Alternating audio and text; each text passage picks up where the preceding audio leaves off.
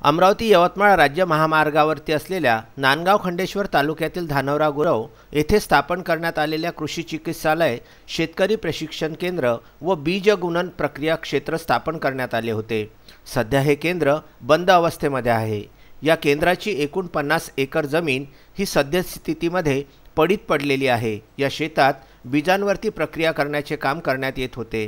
हे केंद्र जिल्हा अधीक्षक कृषी अधिकारी यांच्या अखत्यारीत येते आणि नांदगाव खंडेश्वर येथील तालुका कृषी अधिकारी यांच्या देखरेखीखाली हे केंद्र चालविण्यात येते।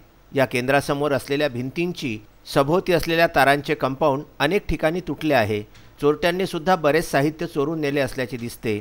या केंद्रामध्ये एकूण 14 कर्मचारी काम करतात, परंतु कर्तव्यावरती गेल्या 2 वर्षापासून कुणीही येत नाही।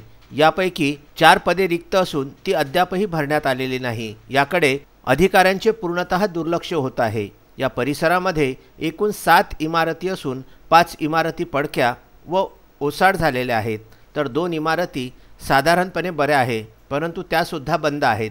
येथे कोणताही कर्मचारी हा मुख्यालयास हजर राहत नसून कर्तव्यावरती सुद्धा येत नाही। त्यामुळे शेतकऱ्यांना प्रचंड त्रास सहन करावा लागत आहे। येथे चौकीदाराची नेमणूक असून त्याला कर्तव्यावरती अद्यापपर्यंत कुणीही पाहिलेले नाही। हे चिकित्सालय वाटत नसून स्मशानभूमी वाटते आहे। एवढे कर्मचारी कर्तव्यावर असताना सुद्धा आणि काम करीत नसताना सुद्धा शासनाला दर महिन्याला लाखो रुपयांचा चुना लावत असून बिना कामाचा पगार घेत असल्याची चर्चा येथील शेतकऱ्यांमध्ये होत आहे। येथील कार्यालयाच्या खिडक्या, दरवाजे सुद्धा तोडून देण्यात आलेले आहे। शेतकऱ्यांना देण्याकरता आणलेले खत हे शेतकऱ्यांना वाटले नसल्याने मातीत मिसळले गेले आहे।